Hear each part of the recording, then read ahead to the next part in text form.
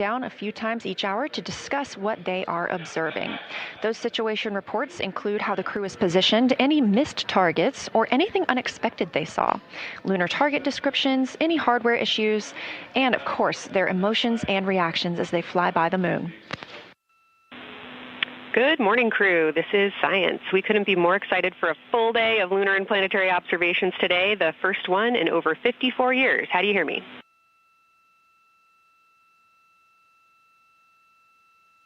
We hear you loud and clear, and Kelsey, you just got to know you're pulling us away from the moon right now, so let's go. Message received. I will keep it tight here. I did just want to start with a thank you on behalf of the Lunar Science team and the entire lunar and planetary science community, of which you are absolutely a part, for what you've already done in this mission and what you're going to do today to inspire the next generation of scientists. I have to say moon joy is the new term that's already become our team's new motto, so thanks for that. A reminder also that your observations so far indicate it will likely take some time for your eyes to adjust. We especially heard that around your terminator observations and your color observations. So reminder to know that your eye adaptation is going to kind of come in throughout your shift, and let us know when you start to see that nuance. Last reminder is around Earthset and Earthrise. When you're viewing us back here at home, you'll be looking directly at Asia, Africa, and Oceania. So I'm sure people watching from those places here on Earth will want to give you all a wave as you take their picture. And we're live in Artemis Mission Control in Houston, but we are not the only room monitoring today's flyby. As you heard Young mention, in this same building and just down the hall, a multidisciplinary lunar science team supports the Artemis II crew in real time, including experts in lunar geology, impact cratering, volcanism, polar science, imaging, and visualization. There are two integrated facilities, and the first is the SIR, which is what you have right here. That's the Science Evaluation Room. They are embedded within Mission Control to provide science input during live operations like what we see today. Additionally, and not pictured, we have the Science Mission Operations Room, a back room that processes data, evaluates imagery, and supports rapid analysis.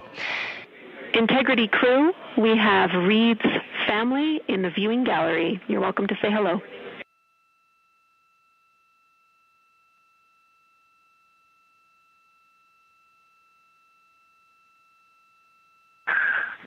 Well, whether you're being serious or you're kidding around, that is awesome to hear. Thanks, Jenny. And hello to Ellie and Katie. I don't know who else is there, but it's great to know that you're in Mission Control right now, following along. We are having a blast up here, and the view of the moon is absolutely amazing.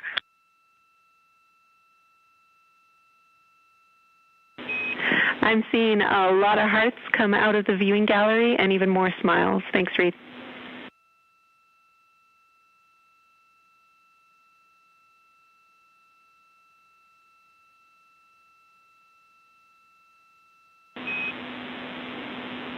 Copy heart, copy bracelet.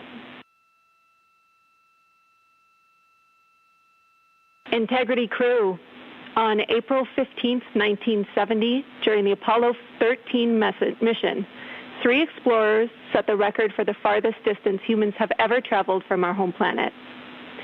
At that time, over 55 years ago, Lovell, Swigert, and Hayes flew 248,655 statute miles away from Earth.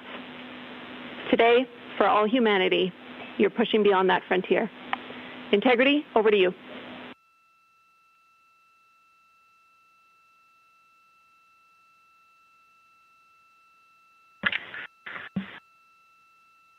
Yeah, from the cabin of Integrity here, as we surpass the furthest distance humans have ever traveled from planet Earth, we do so in honoring the extraordinary efforts and feats of our predecessors in human space exploration.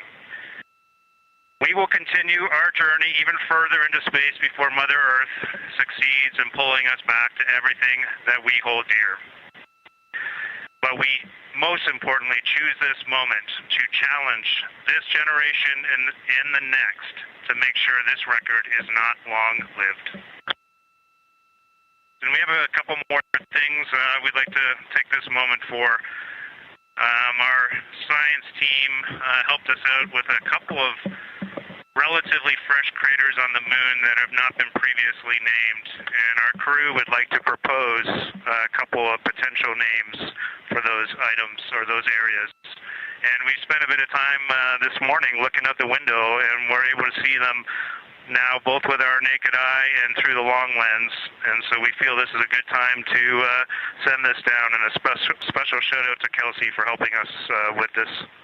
The first one we'd like to suggest is a named crater in honor of our great spacecraft integrity. And so if you were to look at Oriental on the far side and then draw a line straight up to Ohm on the far side, relatively in the middle is an unnamed crater, and we would like to suggest it be called Integrity in the future. And the second one, and especially meaningful for this crew, is a number of years ago we started this journey in our close-knit astronaut family, and we lost a loved one. And there's a feature in a really neat place on the moon, and it is on the near side, far side boundary. In fact, it's just on the near side of that boundary. And so at certain times of the moon's transit around Earth, we will be able to see this from Earth. And so we lost a loved one. Her name was Carol, the spouse of Reed, the mother of Katie and Ellie. And if you want to find this one, you look at Glushko, and it's just to the northwest of that, at the same latitude as Ohm, and it's a bright spot on the moon. And we would like to call it Carol, and you spell that C-A-R-R-O-L-L.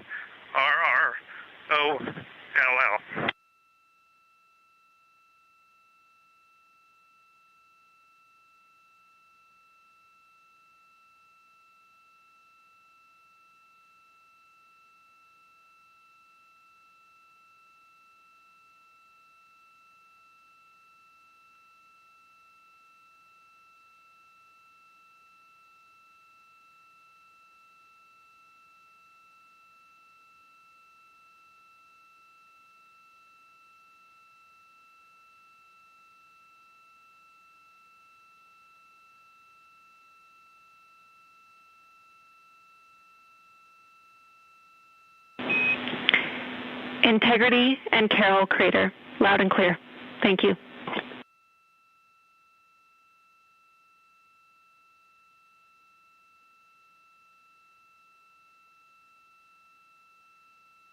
There was a moment of silence here in Mission Control Houston. And now the team and the Artemis 2 crew are ready to begin their lunar flyby.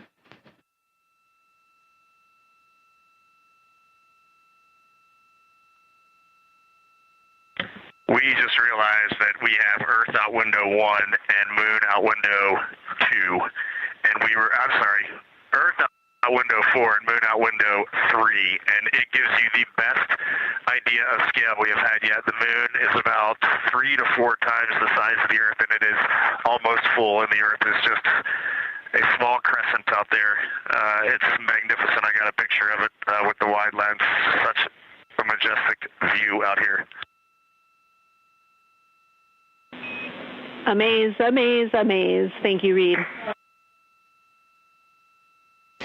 Now, this is a view from their lunar targeting package at this time, helping them determine what they're seeing on the moon, as well as on the left, keep up with what their next target will be. As you can see, we have got a long list and an exciting day ahead of us. Houston, another observation, whole moon. When you look at the moon, something I've never seen in photographs before, but is very apparent, all the really bright new craters. Some of them are super tiny. Most of them are pretty small. There's a couple that really stand out, obviously. And what it really looks like is like a lampshade with tiny pinprick holes and the light shining through. They are so bright compared to the rest of the moon.